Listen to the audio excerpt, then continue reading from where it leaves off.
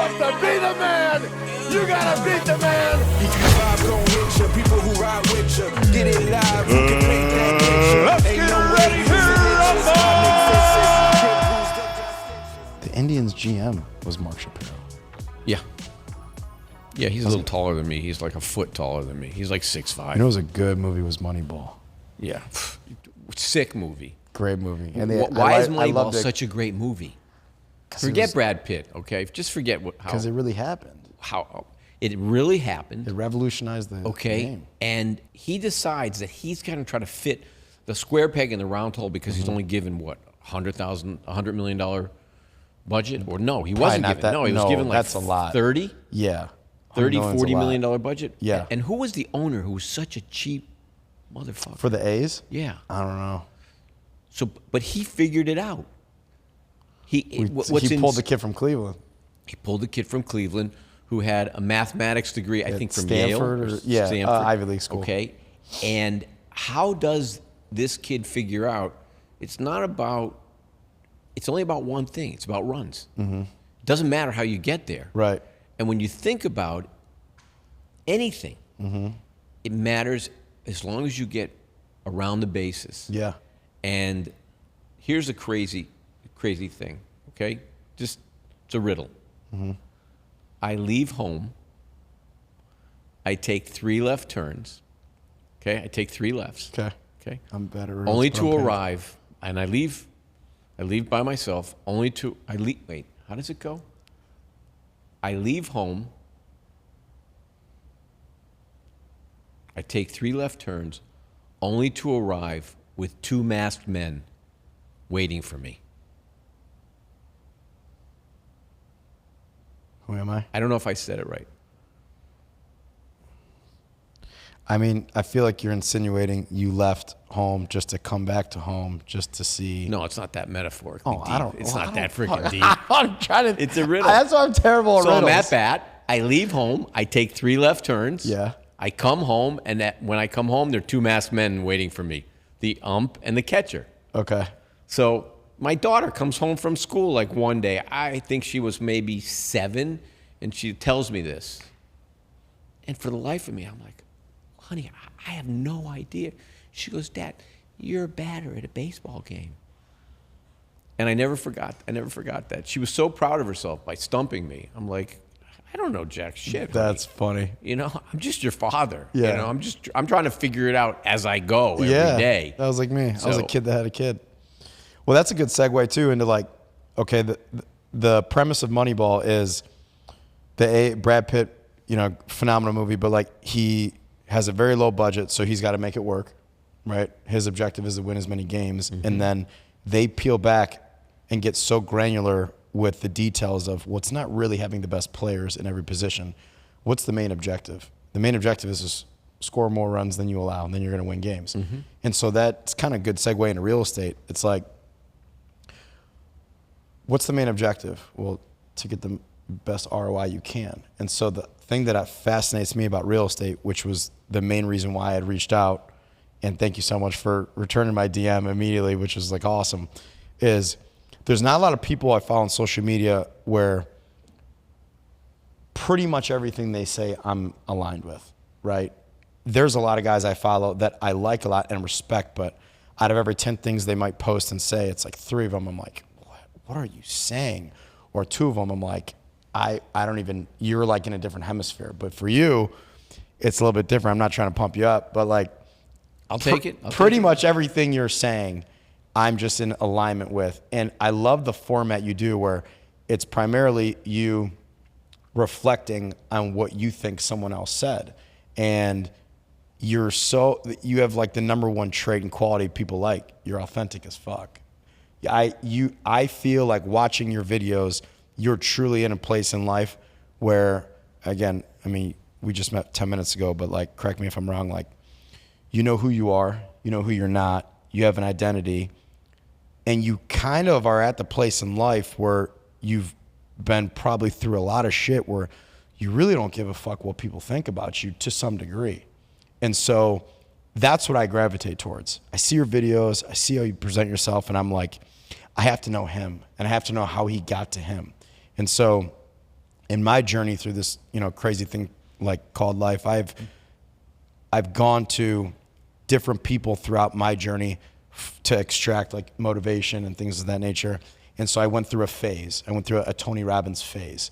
And a couple things I got from Tony Robbins were that he's on a lifelong mission to find people that are successful and just find out exactly how they did what they did. Same thing with couples, right? We want to talk about unhappy couples and the high divorce rate. Like, you could just focus on that. But Tony Robbins wanted to focus on truly couples that are genuinely happy and figure out what are you doing that's made it work for the last 30, 40, 50 years, right? Mm-hmm. So I'm at that point where anyone that I have a high level of respect for, that I feel has achieved a high level of success, I just want to get to know you. I want to be friends with you. And I don't want to hear, everyone's motivated by different things.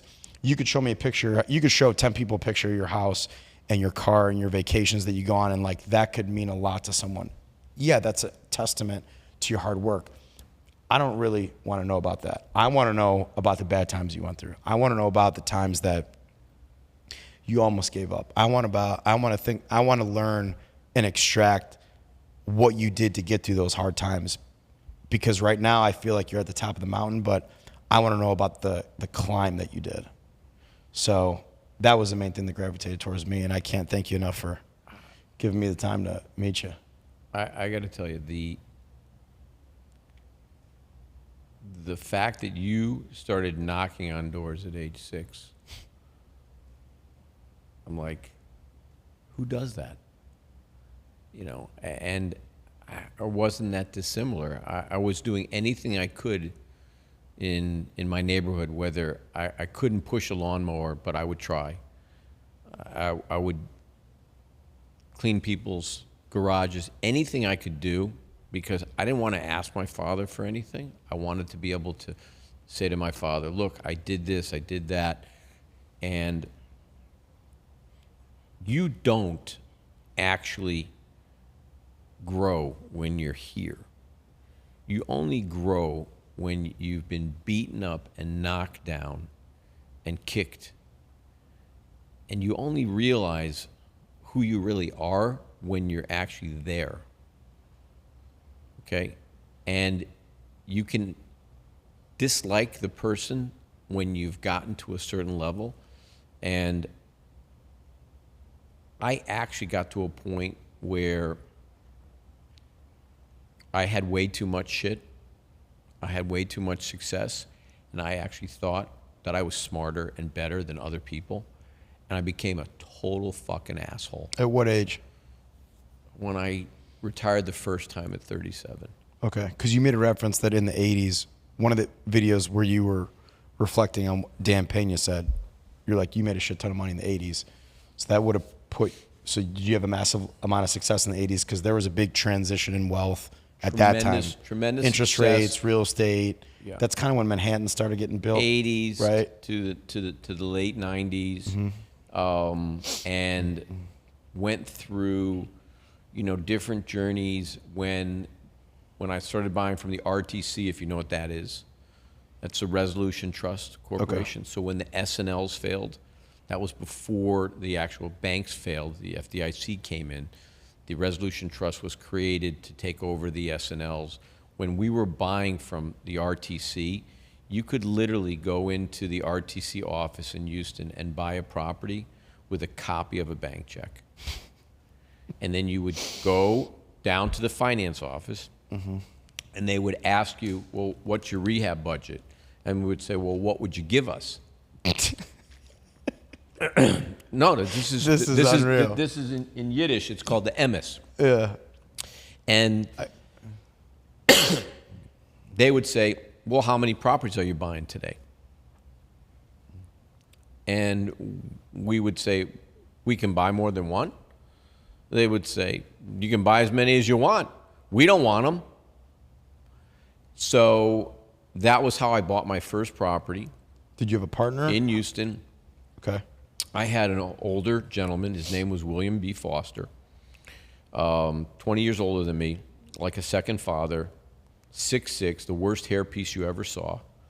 And I can't get over this visual of one night I came home and I'm coming into the house. And in the living room, he's mounted on his girlfriend like a Great Dane on a Chihuahua. And I'm like, oh my God, Bill, what are you doing? And you don't have your fucking hairpiece on. I'm going upstairs. I said, where's my wife? He says, I think she's upstairs.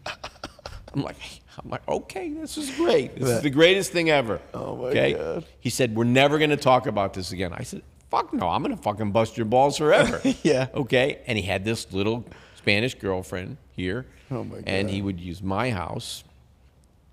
But he taught me how to buy from the RTC.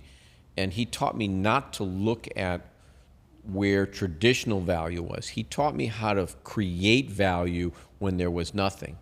So when I say how to create value when there was nothing, it was an asset, it had been foreclosed on, it was half empty. The other half of the people living there weren't paying rent, so ostensibly it was empty. And it was a tough turnaround in a tough market. And This is Houston at the time. This is Houston. Yep. And the first one that we bought was 516 units. The name of it was Tiffany Apartments. It was on a street called Fondren. And I remember that we had bought it because there were 3 murders there. Jesus. And I said, well, nobody's going to want this place. And we bought it with 100% financing. They gave us almost $15,000 a unit to fix it up. And they're... It's kind of a lot, I feel. It's a lot. Yeah. Yeah, it's a lot. Because we only fix up a unit right now. We paid $18,000 a unit for it. Wow. And I made a little over $8 million on that property in a very short period of time.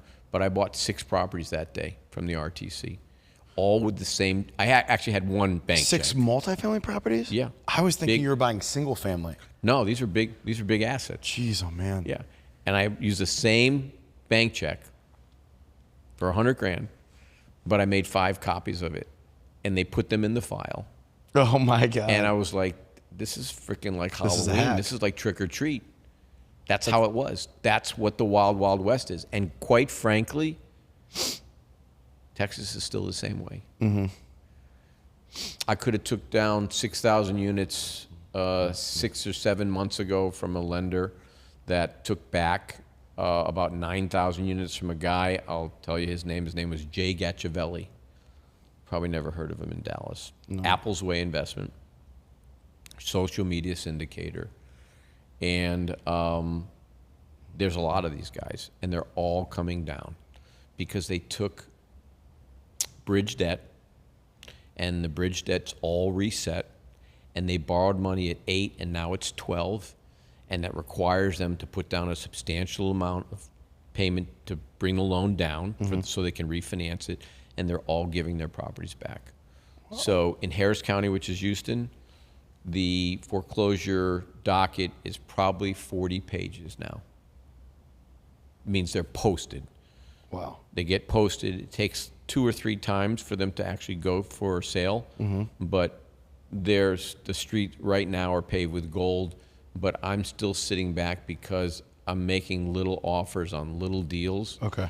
Like I made an offer on a deal. I didn't want to bother you about it. Was 252 units to one of the groups that I work with, one of my internal groups, and we agreed to make them an offer. They took it back. It had 24 million in debt, and I offered them 14, and they sold it for 16, and I wasn't going over 14. And we will get those deals for the right price because I want to go in at an existing. I want to go in at a 10 cap on existing. So my return multiple is going to be 2.5 to 3 times X versus a typical guy will take 1.8, 1.75X. And that's not how you get rich. Yeah, and you're at a point in your life and your career where you don't have to. You can. You don't have You, to. And you don't can either. be more and, selective. And you don't either. Right. And you, like I know you told me that you'd been an LP. You don't have to be an LP. What you need to do is just sit back and wait and take your shots. That's what take you the mentioned right to me. shots. Yeah.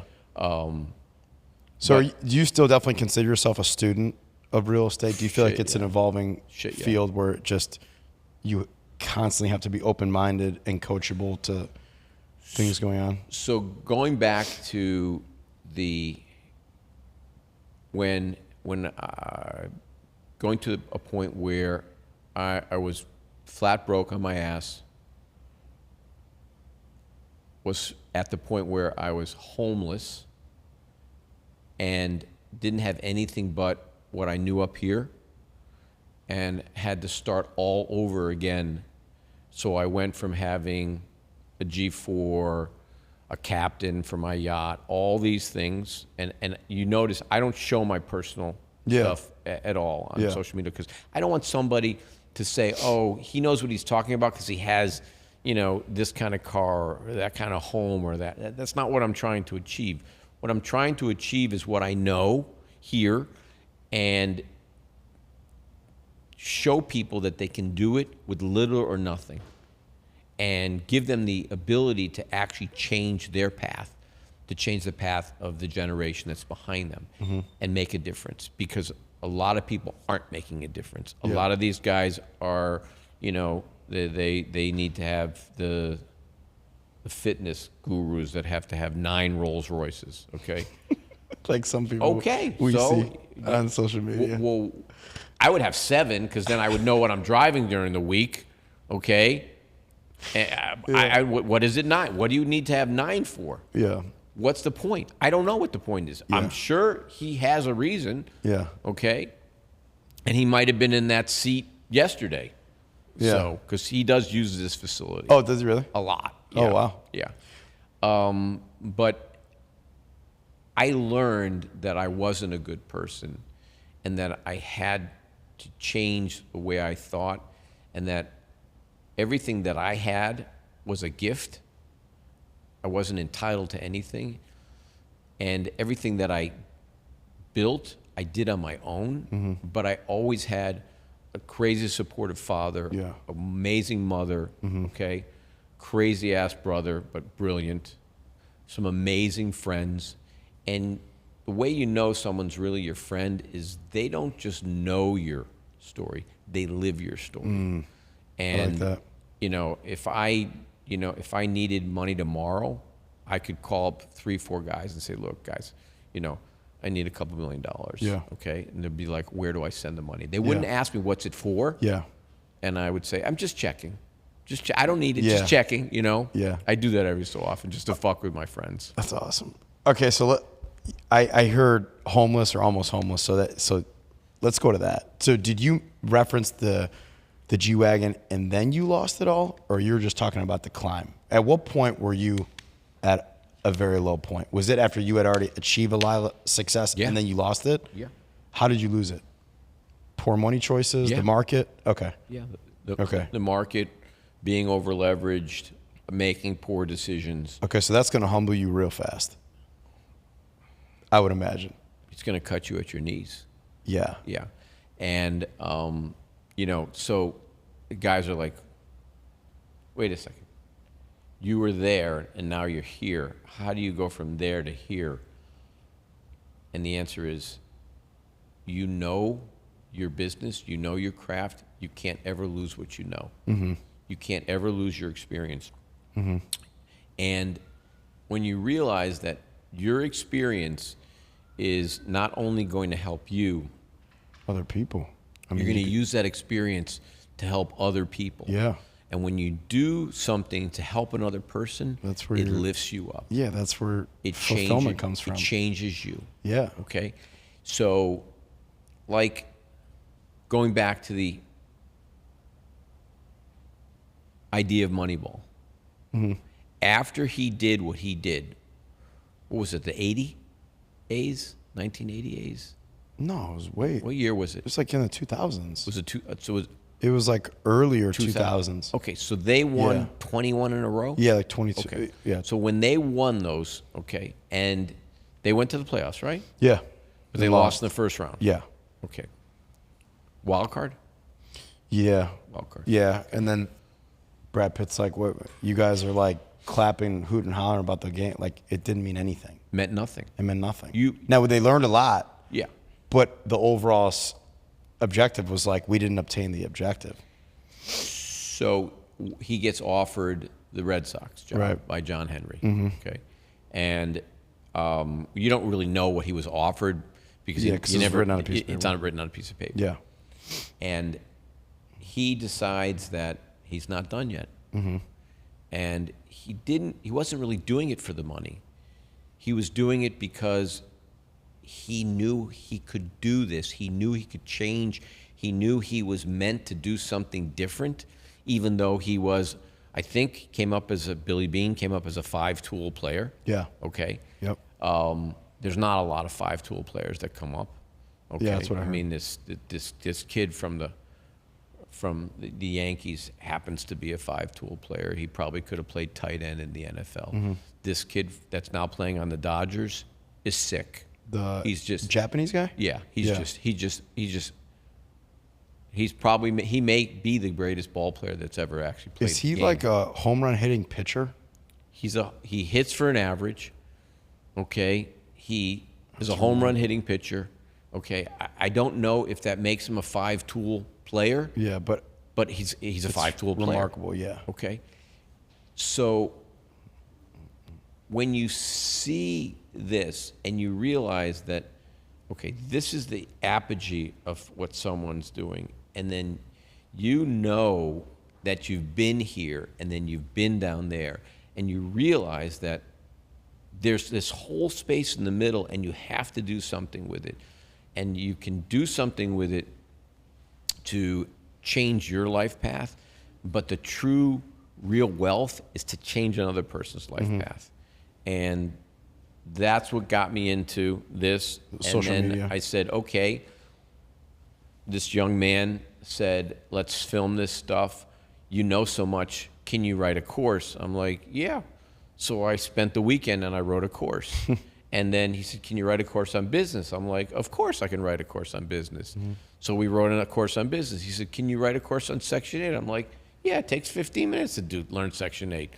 Doesn't cost $100,000 like these guys sell you. Yeah, like the charging. It's 15 minutes, guys. Yeah. It's not complicated.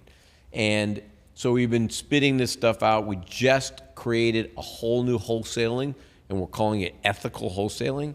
Like it. And the whole idea is, okay, let's be better than everybody, and let's be a change agent, because everybody should know how to do this. Everybody should know that it's not that complicated, and everybody should have the opportunity to have a better life. And quite frankly, there has been administrations that have said everybody needs to own a home. There's been administrations that have changed that philosophy. And I'm a firm believer of that if somebody wants something and they're willing to work for it, they should have it. Whether they have money or not, we'll show them how to do it without any money.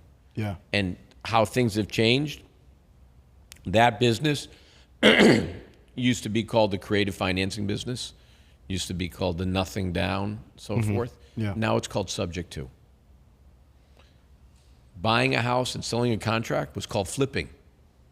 That's called wholesaling now. Wholesaling now, yeah. So there's nothing that's different. It's just repackaged and reworded.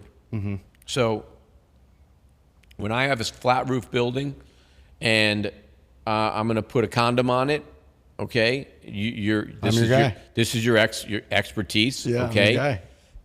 So I'm either going to put a Firestone or what else am I going to put on it? Firestone or Firestone or Mulehide's good, GAF's good. JF, okay, all right. And if I plan on keeping that building, then I'm going to put on an engineered system, which is a pitch. Yeah. Okay.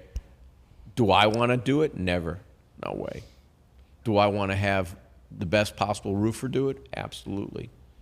And I'll tell you, I had a small portfolio. It was 372 units, and it was in the hail capital of the country, Lubbock, Texas. And Lubbock has hail, softball, hail, size hail balls. And I had 4,000 squares get damaged. Oh. And do you know what my insurance company did? They gave me all the way down to new ply score. Brand new roofs. How long ago was this? 2019. God, I'm about to cry right now that I didn't know you. I gave it to a company called LBK. I could cry right now. LBK Roofing. Just knowing. Well, listen, from here on out, I'm your guy. I will tell you, I made a lot of money on that because it doesn't cost. Yeah. You'll make more with me. Trust me. Yes, definitely. Yeah, That's what we'll talk about offline. yeah, Where do you get your grit from? You were born and raised in Connecticut. yeah. I mean, football. You had to have been a badass if you're a college football player, running back too. I don't. What's the word badass mean? I don't know. I mean, you got to be pretty tough. You took some hits. I did my nose 8 times. I partially tore my calf my freshman year in my second to last game on a muddy field on a breakaway, but it was only a partial tear. Couldn't go on the field without having my ankles taped, skin and then on my shoes. But was your dad more shoulders. Was your dad more of a disciplinarian, and your mom was more of the nurturing, loving type? Because that's kind of how my upbringing was.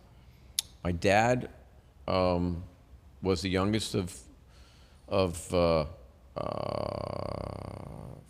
boys and 1 girl, my Aunt Lil, and then my Uncle Lou, who was a lawyer who became a Supreme Court judge in the state of Connecticut. Oh, wow. He's not with us anymore, but he was kind of an ass. Very arrogant. He was a lawyer. Yeah, very arrogant. Yeah.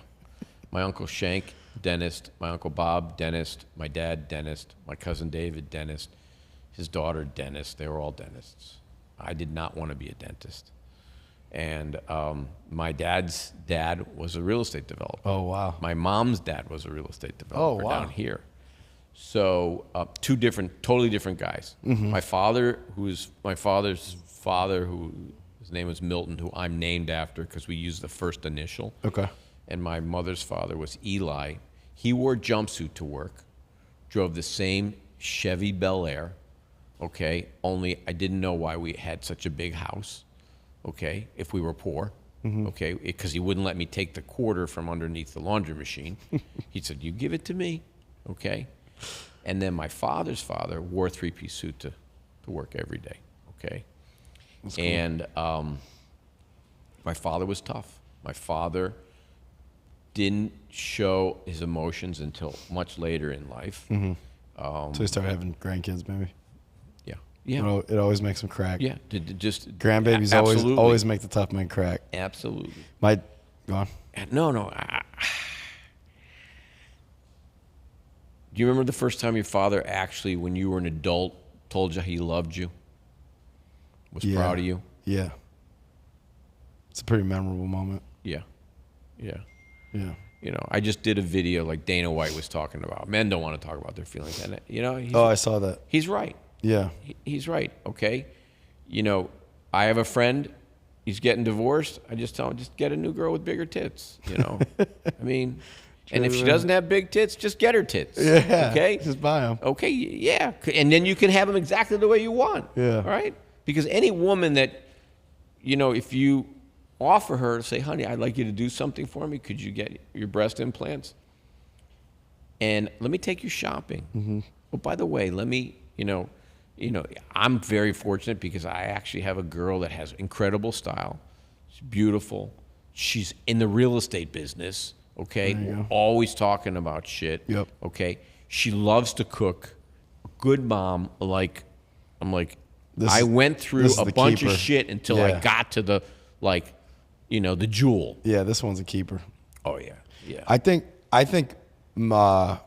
as I reflect more, I just realize more and more the importance and the impact of a good, strong male father figure. Because, so my dad is one of 14 kids. Holy shit. His dad, my grandpa, was a former Marine, and there were 7 boys and 7 girls. And so my grandpa had 14 kids in a span of 21 years. And so when he was home, I mean, he was like the 5-star general in the house, right? And so growing up, I didn't really see like the cool, fun side of my grandpa. He was always kind of a dick. But like, in fairness to him, you can't, I mean, imagine if he just had 14 kids? Yeah, imagine if you had no rules, you had no structure, you had no discipline in a home of 14 kids. So I appreciate how just stern he was. So that got passed on to my dad. And looking at it now. Where was your dad in the In the order? He was about middle of the pack. Middle of the Yeah, I pack. think he was like number 8. But I just appreciate just him being the disciplinarian, him being strict and stern and holding me accountable. I've been seeing a therapist for years, and one of the therapists I saw a few years ago, she was having me explain my childhood, and I was like, my dad was disciplinarian, my mom was very nurturing, very soft, loving. I take after my mom. I'm animated and dramatic and, overly sensitive. My mom's Italian and Greek. And so Good combo. Yeah. And so she's like, did your dad ever hit you as a kid? I was like, yeah, when I deserved it. She's like, well, what do you consider deserving? I'm like, well, one time I talked back to my mom. I think I was about 10 years old. I was at my basketball game. She told my dad, he came home, and he smacked me across the face. And she was like, I think you have trauma. And I was like, no. She's like, no, don't affiliate the word trauma as like a car accident. Like, I think you have trauma from your dad. And I was like, no, I deserved it, and I needed it. She's like, no. So I didn't get into a verbal altercation with my therapist, but I fucking left the therapist because she was convinced. She had me convinced that I have childhood trauma from my dad smacking me like the 3 times. I was like, no. I wouldn't be who I was if he didn't reprimand me. And also, like, if I would have got away with talking back to my mom, I would have been I couldn't imagine how I would be in life, right? Like, I would have been taught there's no accountability talking back to your mom, and that would have transitioned towards female figures, right? And so every time my dad smacked me, which was 3 times, I more than deserved it. And I look back now, and I just don't see that. I'm seeing more fathers that don't take that, like, strong, I don't know what it's called, I guess, like, parenting to their kids. And I feel like it really reflects in a negative way to kids when I see them grow up, is not having a strong role model and father figure in their life. So, How old is your daughter? 13. 13. Yeah. And is she in public school or private school? She's in public school. Dallas is like very good public schools. Yeah. Like Cleveland, like everyone goes to Catholic school. And then if you're kind of like the shit of the litter, you go to public school. Dallas is kind of the opposite. Any weird things going on there? They have litter boxes for the kids? Not yet. I know about that, right? No. But I try to ask. My daughter's into Ariana. Ariana? Yeah. And so Wow. I ask. We have a phenomenal relationship. She's my best friend. So we talk every day, FaceTime every day. I tell her every day I love her. I tell her every day she's the most beautiful girl in the world. So I don't know what I did to get such a good child, but I ask her a lot, like, are there trans yet in your school? And I think she said there's a few. And it's starting to get kind of weird. It's not that weird yet, but it's starting. Okay, so It's starting. So Texas is primarily a red state. Yeah. So And that helps too. I will tell you that in a lot of the blue states, they're doing some really weird stuff. Yeah, I heard going on. Seattle's a shit show. Yeah. I heard Seattle's a shit show. Yeah. It's beyond what you and I would consider normal. Yeah. For me, I don't. So for me, so growing up, I was dyslexic. So back then, they didn't even know what it was. Yeah. So you had a disability. So you didn't go. There wasn't a room for just people with a learning disability. There was a room for people that had a club foot or had a level of autism and so forth. So I would go into this room, but I was mainstream because I played ball. Because I played hockey, baseball, and football. Okay, but football was my sport. Okay, I only played baseball because my dad wanted me to play because he was a baseball player, and I didn't play my sophomore year. I ran track because I was fast, very fast, and that's the only reason I could play football. But it's the greatest sport there is. Yeah. And so I would always tell my friends, you got to get to know some of these kids. You have to open up your mind to them. So I don't know, maybe back then it was giving me an ability to actually see through what somebody had or what somebody didn't have, and be able to see them as what's the essence of them on the inside. Yeah. And when you say you can remember the 3 times that your dad hit you, I can remember the times when my dad raised his hand, and he was a lefty. and I sat next to him to the left, and he had his University of Maryland dental school ring on, and he would hit me in the head, and I would get a bump. And then my mother would get pissed off at him, and my mother was tough as nails because she was a residential broker, then she became a commercial broker, and she was tough. Yeah. And she didn't take any shit from my father, okay? But my dad was like your dad. Yeah. We had Sunday inspection. Yep. If your drawers were a mess, he'd just dump them on the floor, and you'd have to fix them.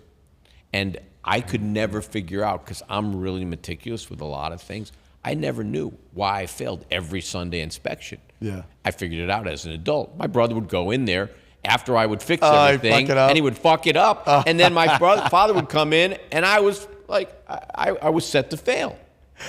That's funny. And I can remember homecoming. My mother never, ever would come watch me play ball. She'd come every once in a while. Could she be too She couldn't stand nervous watching to me get hit. see you get hit? So homecoming, I have I was an eye tailback, and it was a 57. So it was between the tackle and the tight end on the right side, and it's like you could drive a truck through there. Yeah. I mean, I didn't need anything because I was so little. And I broke off of my fullback, and I cut away from the corner because I'm gone. I see daylight, and I cut, and boom, the safety hits me, and he hits me over my face mask with his face mask. It shattered my bridge. Oh. I'm spitting. You spit up blood when you shatter your bridge. Yeah. So I'm spitting up blood. I go out of bounds, okay? And I'm on the sideline. And the trainer's looking at me, and then the team doctor's look, I got to reset your nose so you can breathe. I'm like, okay. And I'd had it done many times before. So and it doesn't, you're playing, you got adrenaline, you don't even know it hurts, okay? So it hurt, but he resets it, and he goes, I'm going to tape it and pack it, okay? Right then and there, when he's saying, I'm going to tape it and pack it, my father had come down from the stands to walk over to the fence and say, what are you doing? And I hear my father's voice in the back of my head, okay? What are you doing? That's all I hear. What are you doing? And I turn around, I go, Dad, they're going to pack my nose.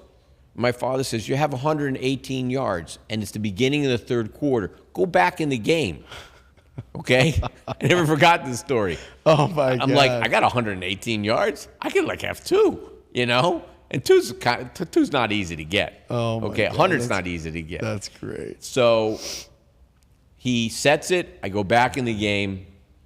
We actually won. I don't even think I saw the end zone, but I had a great game. I don't even remember what I had, 189 yards. I remember this stuff. You remember every freaking game, every touchdown, every inch, okay? That's great. And, you know, my father's like, see, I told you to go back in the game. You wouldn't have got that extra. I'm like, Dad, 70-some look at my yards. nose. He's like, don't worry. When you're done playing, you'll get a nose job. It'll be fine. So that's that Okay. grit. So that as you relive those memories and those defining moments, I call them. Nine. That's the grit. And I have a lot of friends that are all pro ball players. I have a lot of friends that were D1 ball players. Yeah. Okay. You go back to when you started with Pop Warner. I was 9 playing in Pop Warner. I can go coach by coach by coach by coach. That's crazy. Every coach I had, my high school coach, his name was Frank Robinson, and he always used to say the cream rises to the top.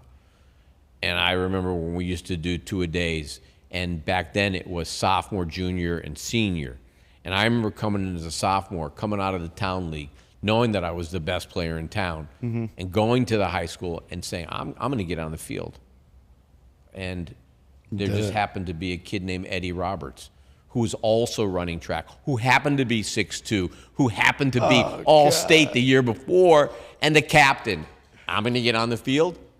But I found a way to get on the field. I was running back kickoffs and Special punts, teams, yeah. and then Eddie would get dinged up, and I'd get playing time. Yeah. And I never forgot what Coach Robinson said. And Coach Robinson, he always said this one thing, and it stuck with me. Football doesn't give you courage. It reveals the courage. Yeah. So it made me today to take a beating on anything and to say, you know what? Just got to get back up. I can get up. I can see. I'm up. Yeah. I'm going to keep going. Yeah, and there's a parallel massive parallel between your experience of football and mine with drug-free powerlifting. So I was approached from a guy. 162, benching 401. Yeah. Okay. Yeah, I was At 18 years 18, old. Yeah. it's kind of sick, right? Yeah, I competed from when I was 16 to 23, and I got approached from my trainer at the time. I did a local meet for the first time ever just to try it out, because at that time I was really strong to like the high school kids. So I did this local competition, and I had no idea about rules. I mean, it was literally like I had no idea where I was. I just wanted to try it out for an experience. So I get disqualified on the rule technicalities because I didn't shoulder blades? because I didn't pause. I didn't pause. Yeah, well, when you gotta wait for the clap. Yeah, when you unrack the bar, you have to wait for them to tell you to start. Then you have to wait for them to clap to the judge tells you when to press, and then you have to hold it and wait for them to tell you when to rack. For me, I'm just thinking it's just like the high school weight room. You just go and lift it. So I get disqualified on rule technicality, but then I got approached from a trainer, and he said, "Hey, I could tell you have strength, but let me just like get you acclimated to like really training." And that was my defining moment in life where I had agreed to lift with him at his gym, and he agreed to train me for free. But there was like two non-negotiables. I could never show up late, and I could never say the words, "I can't." And so I just like fully embraced and embodied this new training methods. So just imagine, being a football athlete, and you're used to running the same distance and lifting the same weight, and then a famous football coach, because it's like, I'm going to revamp your entire training method. And so you kind of have to say to yourself, okay, am I going to really embody this and like fall in and love the process, or am I just going to like resist it? And so I just was just like, "You're the man." And he's like, "All right, well, we've got like time, like time's ticking, because you're 16 right now. And if you really get after it and you really give me 110%, I can make you a world record holder in 2 years." And so when I heard that, it was almost like an out of body experience. Like you hear like the Rocky song. It's like the scene from Rocky where he's nursing Adrian in bed, and then all of a sudden she like wakes up and she's like, "Win." Yeah, go win. And then the bells come on. What does she say? "I want you to do something for me." Yeah, win. Yeah. And then the bells click. And so from there, the movie transitions towards just training and grind mode. When he said, you could become a world record holder, that was like my Rocky Adrian moment. So if he said jump, I said how high. I never questioned anything that we did. And the training we went through was just the most grueling, tough thing I'd ever done at that point in my life. But I owned it. I mean, I would be so sore after a squat workout on Fridays that the following Friday, I was still sore the following Friday. There were times where I couldn't even lift my arms up to put a fucking Q-tip in my ear. There's times where, like, in high school, I had to like lean on the railing to walk down the steps and up the steps. I was never not Hammies? so incredibly, yeah, I was never not so incredibly sore. There was no such thing as just lifting the bar, just lifting a dumbbell.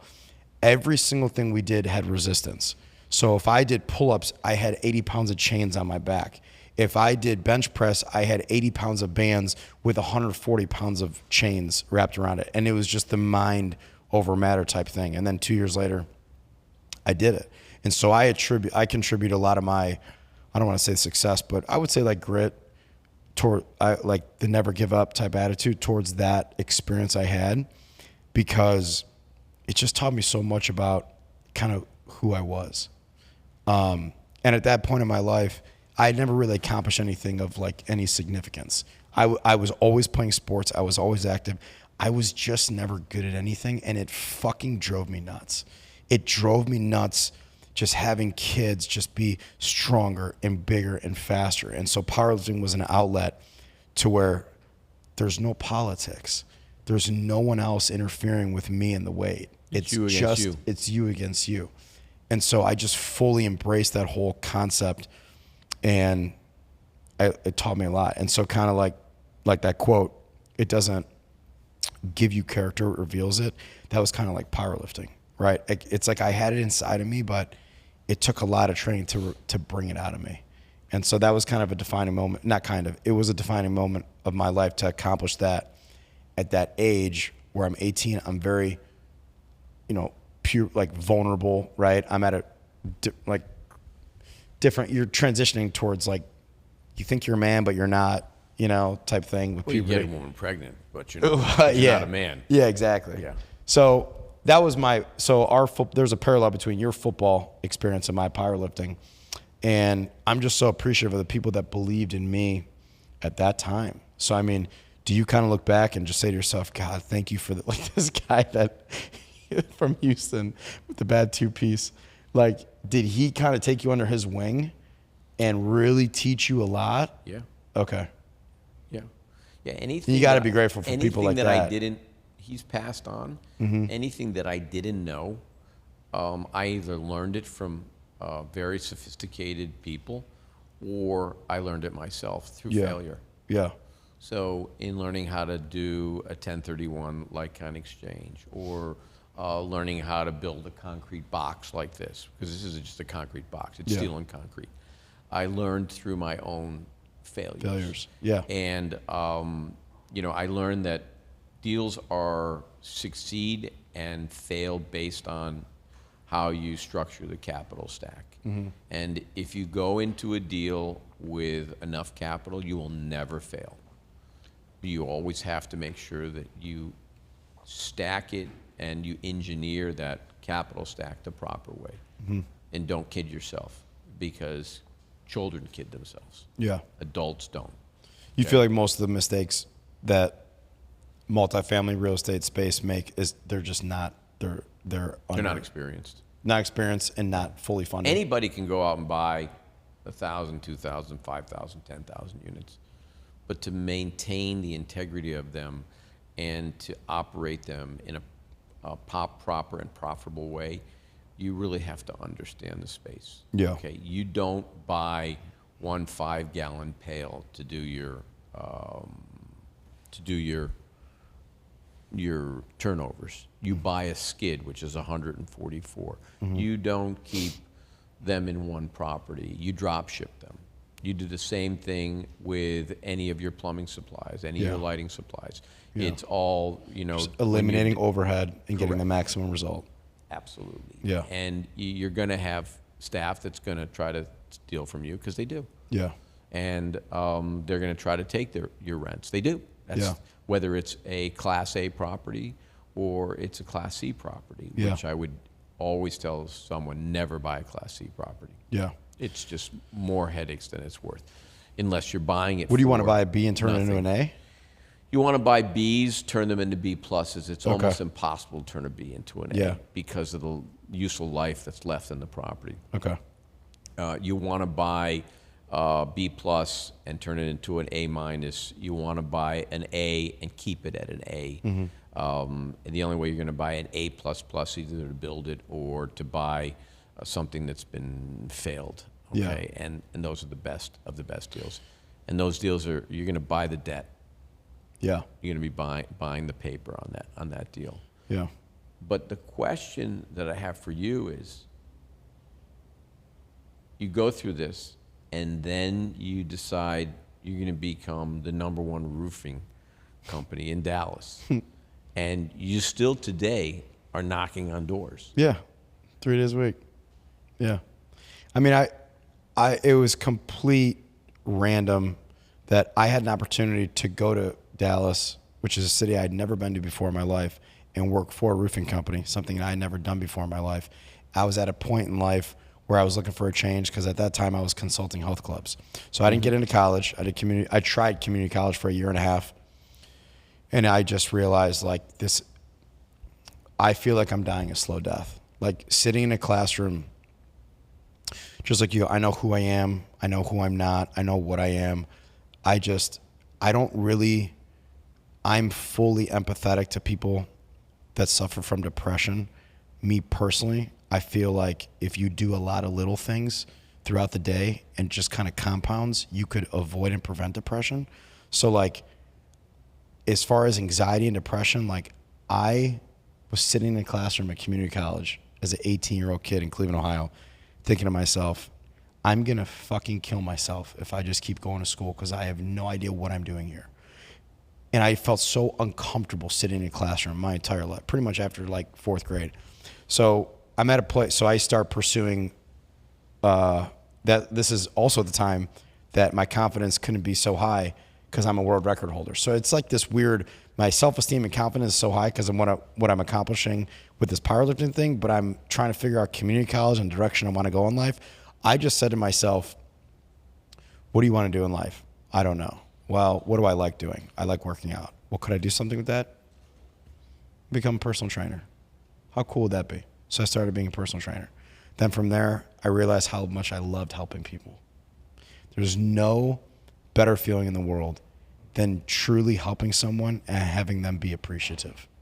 So I realized that. Okay, so now what could I do with this? Well, I could just keep training more people. Okay. Well, then I started selling gym memberships.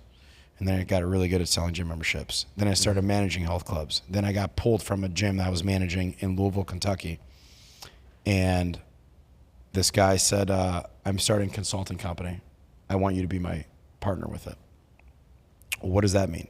You literally just keep doing what you're doing, but we're going to go travel the country and land these accounts with these privately owned gyms. Keep doing what you're doing. Implement structure and accountability. Have an actual like system to like the sales team behind a gym. So we did that and just blew it out of the water. Well, the guy screwed me. He screwed me, and I was a vulnerable, hungry 22-year-old kid who didn't require, let's get this partnership agreement in writing before I just uproot my life. So I'm never going to put all the blame towards someone else, right? It was like a bad mix. So I went to Iowa. This gym was doing $5,000 a month in personal training. After 2 months of me being there, I'm sorry, I wasn't doing it. I went to a Gold's Gym in Iowa, and the most memberships they had ever sold in a month was 42.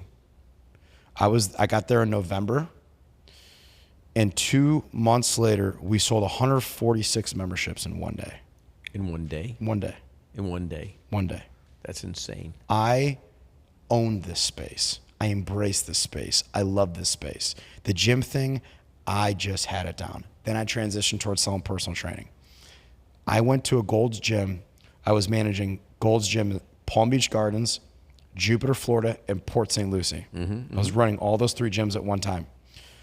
The Jupiter Gold's Gym was doing $5,000 to $8,000 a month of personal training before I got there. I was doing $100,000 a month after me being there for 90 days. Wow. This was my thing. I get screwed from the guy because I never required or demanded to get all this ownership stuff in writing. I never had any ownership, right? I was just an employee. That guy's actually selling solar right now in Houston, Texas too, by the way. He called me. Anyways, he completely screws me over. So now I'm He had 20. the balls to call you? Yeah. Ballsy. So now I'm 25 years old. I'm with a girl who I don't love, and I have a kid that I'm beyond infatuated with, but I just got screwed out of this job. I get this random opportunity to go to Dallas to work for this roofing company. 10 days later, we get this softball-sized hailstorm.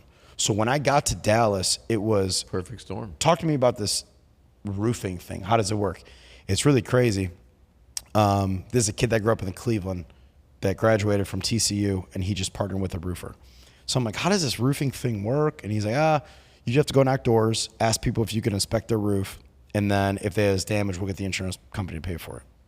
Well, you need me to just knock doors? Just knock doors from now. How much do I get paid if I get a lead? $35. So I just started knocking. On Wednesday, I got 3 leads. On Thursday, I got 6 leads. And on Friday, I got 9 leads.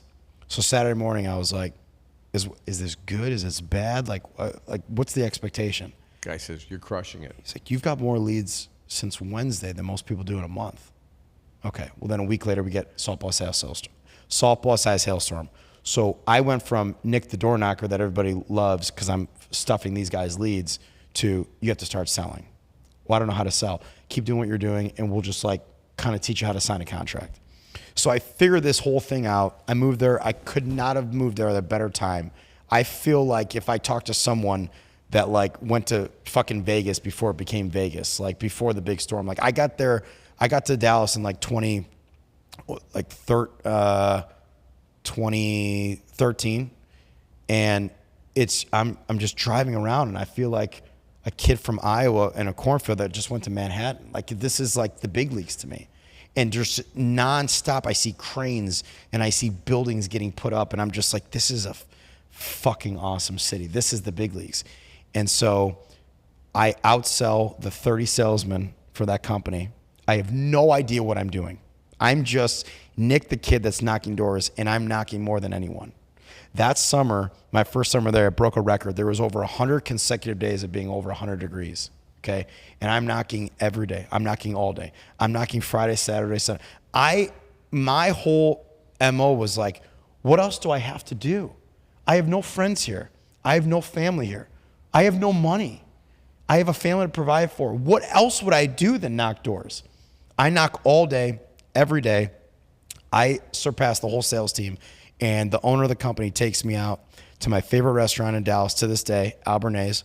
And he goes, listen, I cannot tell you how proud of you I am. I can't tell you how happy I am for your success. As a token of gratitude, I'm going to give you this watch.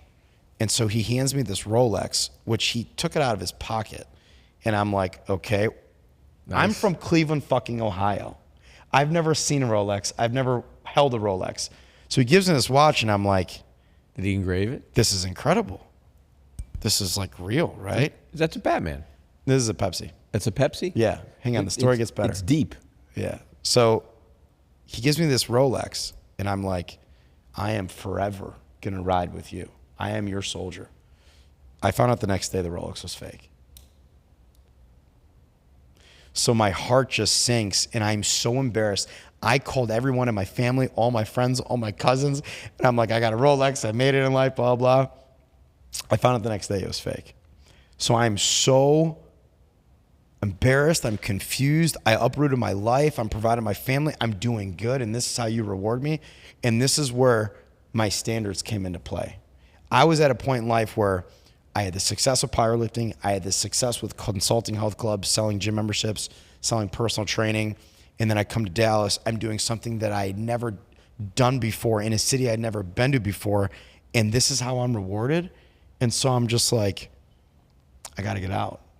So by the grace of God, my best friend from high school, I moved him to Dallas to work with the company with me. And I was just a sales guy. I was just like, hey, best friend from high school, just sell roofs with me in Dallas and we could live in the same city together. So I told him about it, and I'm like, I don't know what to do because I can't work for this company anymore because this guy's a piece of shit. And he's like, well, just start a roofing company. And I'm like, no, we can't do that. And he's like, dude, you are being such a roofer. You are just overthinking everything, and you are so dumb. You sell. Do what you keep the main thing the main thing. You're good at selling, just keep selling. I'll handle the operations, and we'll figure it out. This is how our company was started. So now we start our company. The first year, it's just me and him. And he's not a sales guy, but he's still coming out with me, supporting me every day, knocking doors. And when I would get a job, he just got the crew and got the material. He just allowed me to just stay in my lane. And so the first year was just me and him. Second year, we brought in a couple guys. And the third year is when we just really, we hit it. We took 10 guys from Cleveland, Ohio that we grew up with, that we went to high school with, that we knew, that we trusted, and we got them to move there because we just felt confident enough at that time where I could teach them how to knock doors. So we get these guys to move to Dallas, pursue this opportunity, and I teach them how to knock doors. And I teach them you have one time your entire life to make a good first impression. So from the way you style your hair, to the way you groom your face, to the way you tuck in your shirt, to the tennis shoes you choose that you put on, it says everything about you. And you have to build the most trust in the least amount of time. And you got to be, like Jordan Belfort says, you got to be sharp as a tack and come across like you're great at what you do. And seconds. And every second, every millisecond that's going by, they're just judging the fuck out of you at the door. And so we got them acclimated to that process, how to structure their day. And then we get a storm. And then 5 weeks later, we get another storm. So our third year in business, we went from doing a roof a day to 5 roofs a day. Wow. We went from doing just under $3 million in revenue our second year in business to we did $19 million in revenue our third year in business. Big difference. Now, since then, we've grown and we've scaled. We do 2,000 roofs a year now, all in Dallas, Texas. I travel the country to take on any commercial roof ever, or any commercial roof in the country. What's your sweet spot? Residential? Our 12 sweet pitch. spot, our bread and butter, is just residential insurance claims. Residential. Re-roofs. Re-roofs. Yeah. Yeah. But Over or rip? rip. In Rip. Texas you got to take You gotta rip take it off. Yeah. Midwest you get like 5 layers of shingles. Yeah. on them. Like Cleveland, Ohio. how many layers on that? Yeah. There's only 2. It's Only still good. You two. know. You got 2 more. You're good Oh, for that's a 2 more. 20-year roof. I'm Yeah. like, what Yeah. does that even mean? I don't even understand what that means. Literally. So our bread and butter is just residential insurance claims in Texas, Dallas specifically. I travel the country for commercial work. I did a TPO overlay roof on the Lexus dealership in Newport Beach, California, a couple weeks ago. I've done roofs in like 15 different states now, 100,000 square foot buildings. But the residential insurance space is our specialty. And so it's all about the people that you surround yourself with. To get on board with us, my training program to really take on a guy is, I would say it's grueling. I turn down people all the time that want to come on and sell because it's just, when you start something,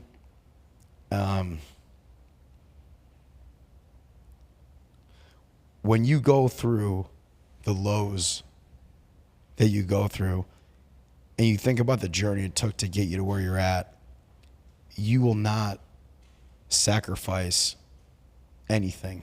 You will not bring on anyone that could potentially sacrifice the brand that you've built. And so I think about all the times I've knocked when things were just going so bad for me, but I still made the choice every day to keep going out and keep doing it and keep doing it. And I take like so much pride in what we built. I'm not willing to take on 50 guys that I could hire tomorrow just to say, I just took on 50 guys. I would rather take on one great guy a year for the next 15 years and just have a good quality of life and be surrounded by good people than just take on 50 guys that I know that 48 out of those 50 aren't going to make it. So that's kind of where we're at. We're at a really cool, special place in the company where we don't need to take on guys that we don't want to take on. And Dallas, Texas is just a phenomenal place to live. It's a great place to work. It's a great place to own a business. It's a great place to buy and sell real estate. I love it. And the only other place I probably love more than Dallas is Miami. I love Miami. How similar are they? Absolutely love Miami. Are they similar? They're brother and brother. Yeah. They are the same, but Miami is just so much more like culturally diverse. And I mean, obviously like geographically, like the water and the ocean and all the fun stuff. But like Miami is just a bigger, sexier version of Dallas. On water. On water. That's pretty much it. Somebody Booming. once- Both of them are just booming. Did you ever hear this? So we used to have our office in Houston, in Galleria, when we had our large presence in Texas, about 10,000 apartments. And it used to say that Houston wants to be like Dallas, and Dallas wants to be like New York. So now we can say Houston wants to be like Dallas, and Dallas wants to be like Miami. Yeah. Because everyone from New York of real substance has moved here. Yeah. They left after COVID. Just in the last 2 years, this guy from Citadel, he moved. Yep. And he's got a $4 or $8 billion project that he's building because he just prints money. Yeah. Goldman Sachs moved here.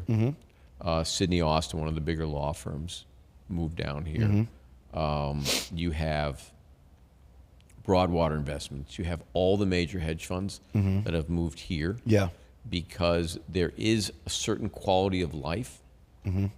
I will tell you, the traffic, I've never seen it like this. Really? In 30, 40 years, I've never Crazy. seen it like this. Yeah. And I've never seen this many people who want to be taken seriously. I don't know if you understand what I mean.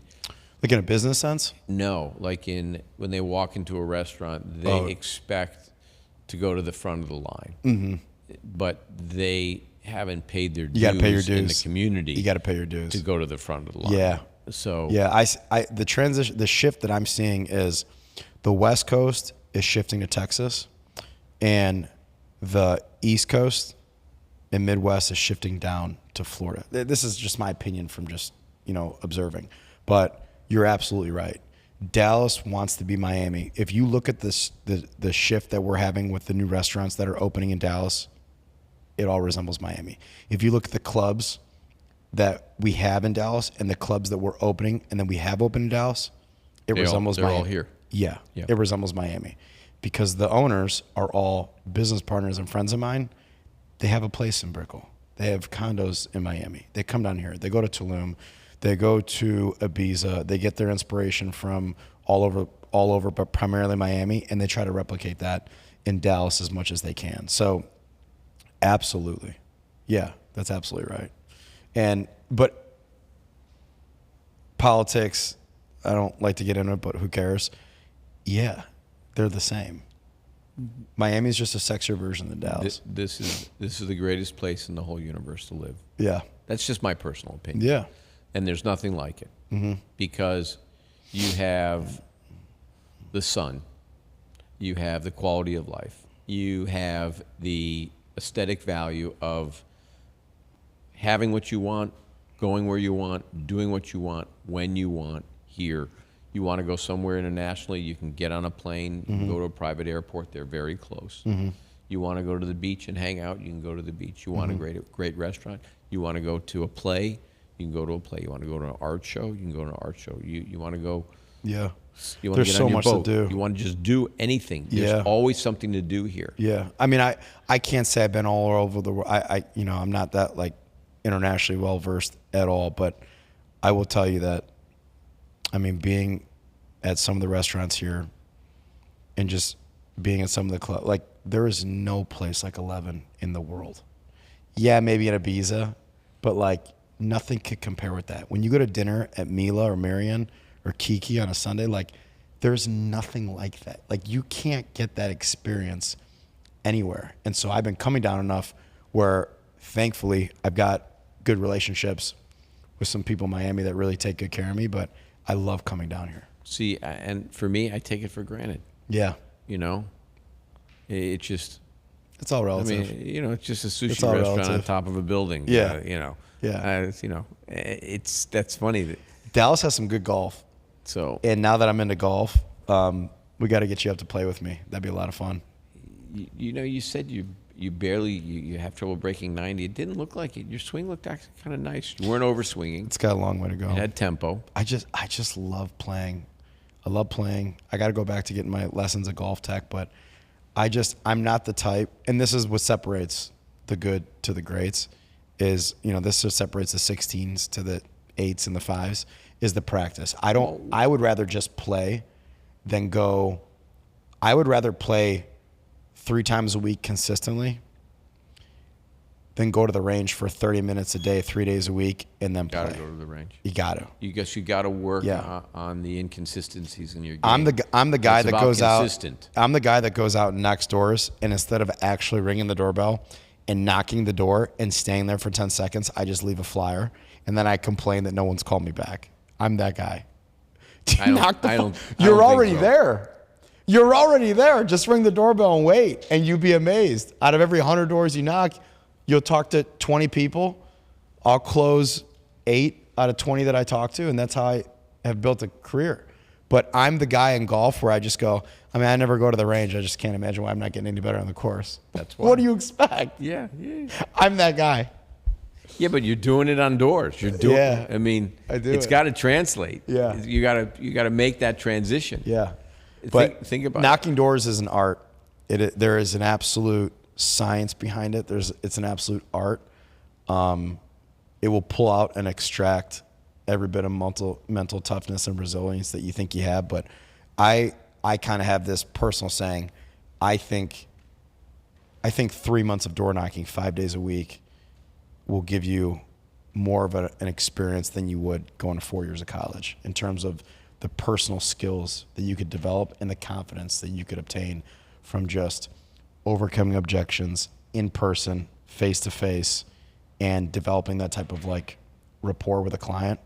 And also studying people's mannerisms and demeanor, I think, is just so big. And so in a world now where we're raising kids on like iPads and shit, I just think door to door, I think it is so valuable to how you can talk to people, you know, throughout life. And so I think that it just, we built our company on it. You know, we've generated north of 180 million since our company's inception, and we're not stopping. We're only getting better, bigger and better. So I love it. yeah. I freaking love it. Well, I don't know if that's a good segue, but I cannot tell you how much I appreciate you just taking your time just to meet with me, talk with me. Did we actually talk? I don't know. know. Felt like it. But now it's time to do some business together. We will. Absolutely. So. We have a lot of roofs. Yeah. Yeah. And I'm licensed in Florida, which is not easy to get. No. Florida does it the way it's supposed to be done. Do you understand how hard it is to get a roofing license in the state of Florida? It's impossible to get a GC license here. I mean, Texas, we're still operating off the Wild Wild West. Florida, they at least require, like... Well, that happened after Hurricane Andrew. Yeah. After Hurricane Andrew, which we called St. Andrew, because we were really sucking wind on a lot of our properties. What year was Andrew? Okay. 92. Literally, it made us a fortune. And that was another time where I took every available penny I had and went in and tied up 12 properties. And then I had no idea how I was going to get them done. And I took them to a much larger developer. And he sat in his office with me. And he said, these 4 properties, I'm going to show you how to do it on your own. Okay? And he said, these properties, these 2 properties, you don't want. And then these 6 properties, I'm going to do with you. I'm like, this is great. That was it? And that's how I learned the tax credit business. Ah, that's crazy. Yeah. Yeah. And here we are. Yes. The empire you built. Well, you're the man. Thank you so much for everything. I would say that you are. Not Not me. that. Not me. All right. That was great. If you